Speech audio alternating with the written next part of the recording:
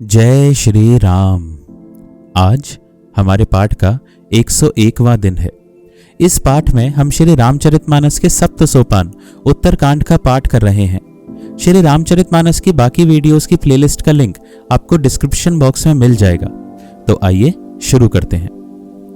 ईर्ष्या, डाह, कड़वे वचन और लालच भरपूर हो रहे हैं। समता चली गई। सब लोग वियोग और विशेष शोक से भरे पड़े हैं। वर्णाश्रम धर्म के आचरण नष्ट हो गए। इंद्रियों का दमन, दान, दया और समझदारी किसी में नहीं रही। मूर्खता और दूसरों को ठगना यह बहुत अधिक बढ़ गया। स्त्री पुरुष सभी शरीर के ही पालन पोषण में लगे रहते हैं। जो पराई निंदा करने वाले हैं जगत में वे ही फैले हैं। हे सर्पों के शत्रु गरुड़ जी, सुनिए। कलिकाल पाप और अवगुणों का घर है, किंतु कलयुग में एक गुण भी बड़ा है कि उसमें बिना ही परिश्रम भवबंधन से छुटकारा मिल जाता है। सतयुग, त्रेता और द्वापर में जो गति पूजा, यज्ञ और योग से प्राप्त होती है, वही गति कलयुग में लोग केवल भगवान के नाम से पा जाते हैं। सतयुग में सब योगी और विज्ञानी होते हैं। हरि का ध्यान करके सब प्राणी भवसागर से तर जाते हैं। त्रेता में मनुष्य अनेक प्रकार के यज्ञ करते हैं और सब कर्मों को प्रभु के समर्पण करके भवसागर से पार हो जाते हैं।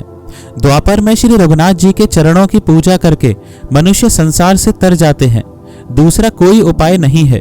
और कलयुग में तो केवल श्री हरि की गुण गाथाओं का गान करने से ही मनुष्य भवसागर की था पा जाते हैं। कलयुग में ना तो योग और यज्ञ है और ना ज्ञान ही है। श्री राम जी का गुणगान ही एकमात्र आधार है। अतएव सारे भरोसे त्याग कर जो श्री राम जी को भजता है और प्रेम सहित उनके गुण समूहों को गाता है, वही भवसागर से तर जाता है। इसमें कुछ भी संदेह नहीं। नाम का प्रताप कलयुग में प्रत्यक्ष है। कलयुग का एक पवित्र प्रताप महिमा है कि मानसिक पुण्य तो होते हैं पर मानसिक पाप नहीं होते। यदि मनुष्य विश्वास करे तो कलयुग के समान दूसरा युग नहीं है, क्योंकि इस युग में श्री राम जी के निर्मल गुण समूहों को गा गाकर मनुष्य बिना ही परिश्रम संसार रूपी समुद्र से तर जाता है। धर्म के चार आचरण सत्य, दया, तप और दान प्रसिद्ध हैं, जिनमें से कली में एक दान रूपी चरण ही प्रधान है। जिस किसी प्रकार से भी दिए जाने पर दान कल्याण ही करता है। श्री राम जी की माया से प्रेरित होकर सबके हृदयों में सभी युगों के धर्म नित्य होते रहते हैं। शुद्ध सत्वगुण, समता, विज्ञान और मन का प्रसन्न होना, इसे सतयुग का प्रभाव जाने। सत्वगुण अधिक हो, कुछ रजोगुण हो, कर्मों में प्रीति हो, सब प्रकार से सुख हो, यह त्रेता का धर्म है। रजोगुण बहुत हो, सत्वगुण बहुत ही थोड़ा हो, कुछ तमोगुण हो, मन में हर्ष और भय हो, यह द्वापर का धर्म है। तमोगुण बहुत हो, रजोगुण थोड़ा हो, चारों ओर वैर विरोध हो, यह कलयुग का प्रभाव है। पंडित लोग युगों के धर्म को मन में जान पहचान कर अधर्म छोड़कर धर्म में प्रीति करते हैं। जिसका श्री रघुनाथ जी के चरणों में अत्यंत प्रेम है, उसको काल धर्म, युग धर्म नहीं व्यापते। हे पक्षीराज, नट बाजीगर का किया हुआ कपट चरित्र इंद्रजाल देखने वालों के लिए बड़ा विकट दुर्गम होता है, पर नट के सेवक जंबूरे को उसकी माया नहीं व्यापती। श्री हरि की माया के द्वारा रचे हुए दोष और गुण श्री हरि के भजन बिना नहीं जाते। मन में ऐसा विचार कर सब कामनाओं को छोड़कर निष्काम भाव से श्री राम जी का भजन करना चाहिए। हे पक्षीराज, उस कलिकाल में मैं बहुत वर्षों तक अयोध्या में रहा। एक बार वहां अकाल पड़ा, तब मैं विपत्ति का मारा विदेश चला गया। हे सर्पों के शत्रु गरुड़ जी, सुनिए। मैं दीन, मलिन, उदास, दरिद्र और दुखी होकर उज्जैन गया। कुछ काल बीतने पर कुछ संपत्ति पाकर फिर मैं वही भगवान शंकर की आराधना करने लगा। एक ब्राह्मण वेद विधि से सदा शिव जी की पूजा करते। उन्हें दूसरा कोई काम न था। वे परम साधु और परमार्थ के ज्ञाता थे। वे शंभु के उपासक थे, पर श्री हरि की निंदा करने वाले न थे। मैं कपट पूर्वक उनकी सेवा करता। ब्राह्मण बड़े ही दयालु और नीति के घर थे। हे स्वामी, बाहर से नम्र देखकर ब्राह्मण मुझे पुत्र की भांति मानकर पढ़ाते थे। उन ब्राह्मण श्रेष्ठ ने मुझको शिवजी का मंत्र दिया और अनेकों प्रकार के शुभ उपदेश किए। मैं शिव जी के मंदिर में जाकर मंत्र जपता। मेरे हृदय में दंभ और अहंकार बढ़ गया। मैं दुष्ट, नीच जाति और पापमयी मलिन बुद्धि वाला मोहवश श्री हरि के भक्तों और द्विजों को देखते ही जल उठता और विष्णु भगवान से द्रोह करता था। गुरुजी मेरे आचरण देखकर दुखित थे। वे मुझे नित्य ही भलीभांति समझाते, पर मैं कुछ भी नहीं समझता। उल्टे मुझे अत्यंत क्रोध उत्पन्न होता। दंभी को कभी नीति अच्छी लगती है?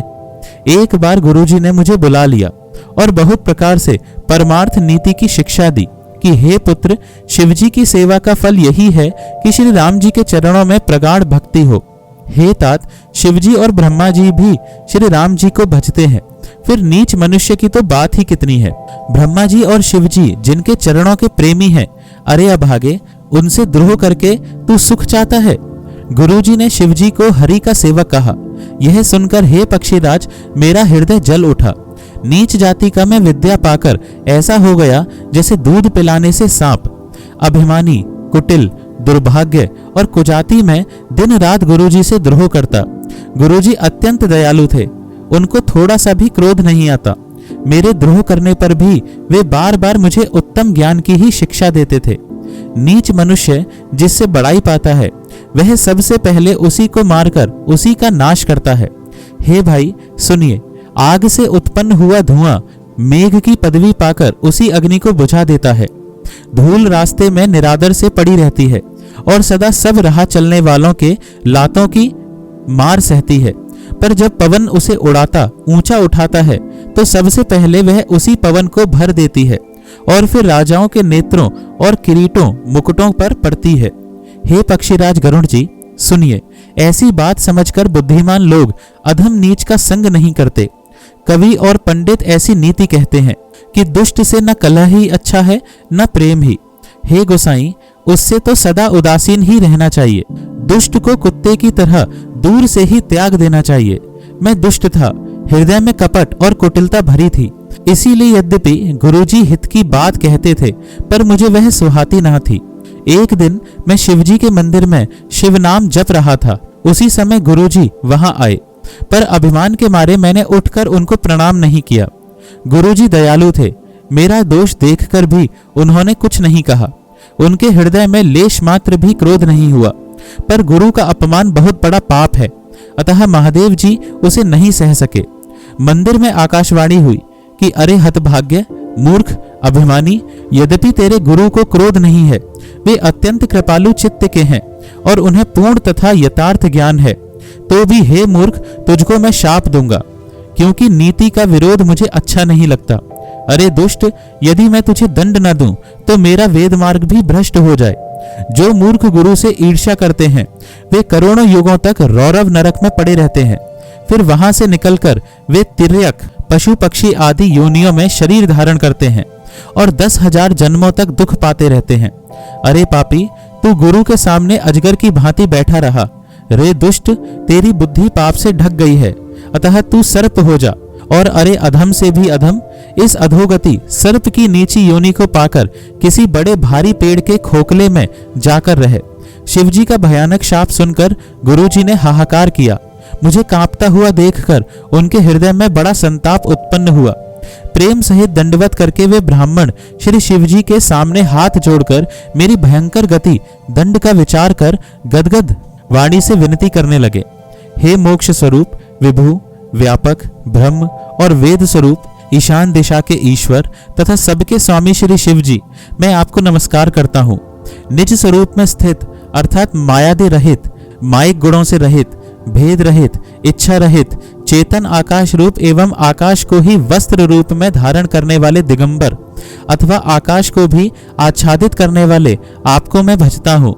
निराकार, ओमकार के मूल, तुरीय, तीनों गुणों से अतीत, वाणी, ज्ञान और इंद्रियों से परे, कैलाशपति, विकराल, महाकाल के भी काल, कृपालु, गुणों के धाम, संसार से परे आप परमेश्वर को मैं नमस्कार करता हूँ, जो हिमाचल के समान गौर वर्ण तथा गंभीर हैं, जिनके शरीर में करोड़ों कामदेवों की ज्योति एवं शोभा है, जिनके सिर पर सुंदर नदी गंगा जी विराजमान है, जिनके ललाट पर द्वितीय का चंद्रमा और गले में सर्प सुशोभित हैं, जिनके कानों में कुंडल हिल रहे हैं, सुंदर भ्रकुटी और विशाल नेत्र हैं, जो प्रसन्न मुख, नीलकंठ और दयालु हैं, सिंह चर्म का वस्त्र धारण किए और मुंडमाला पहने हैं।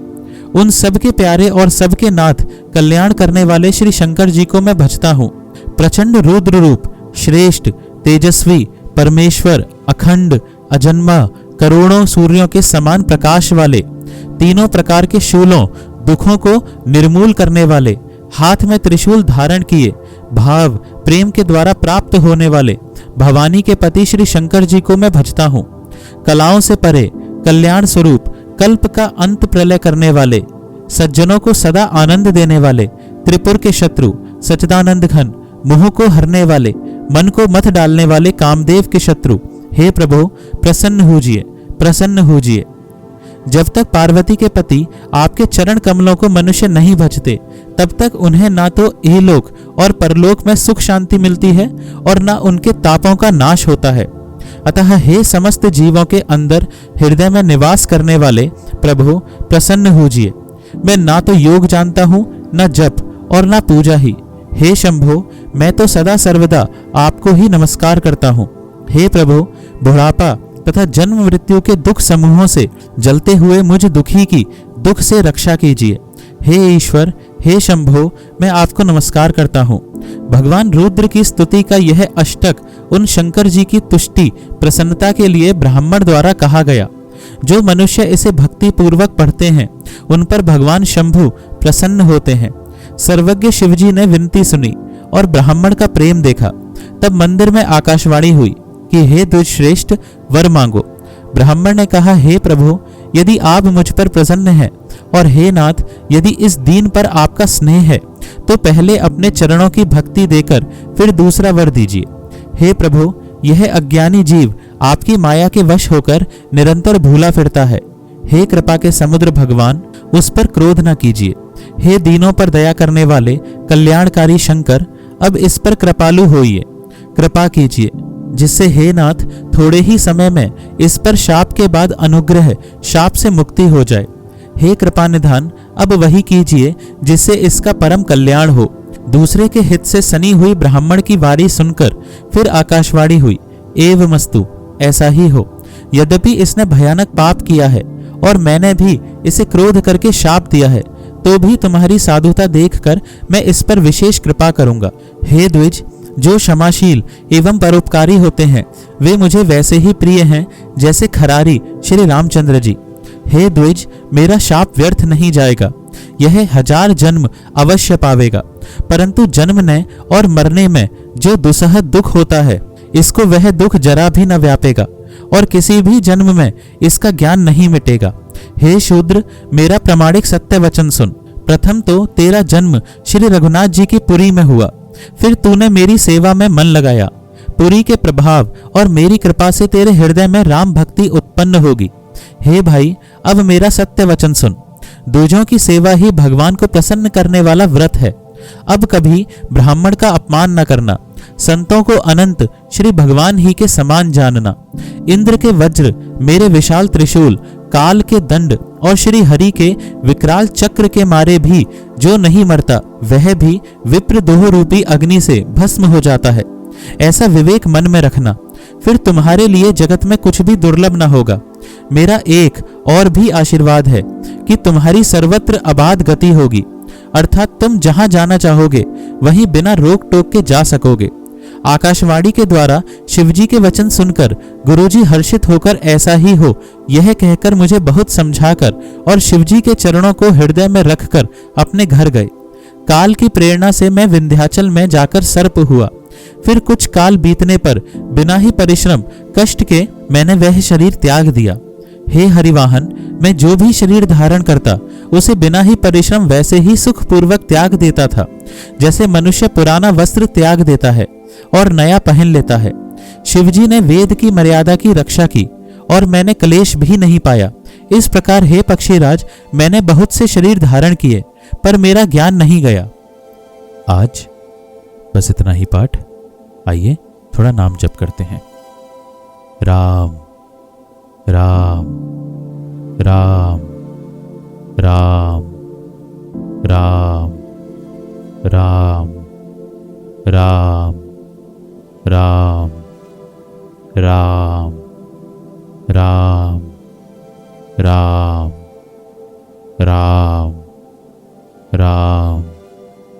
जय श्री राम।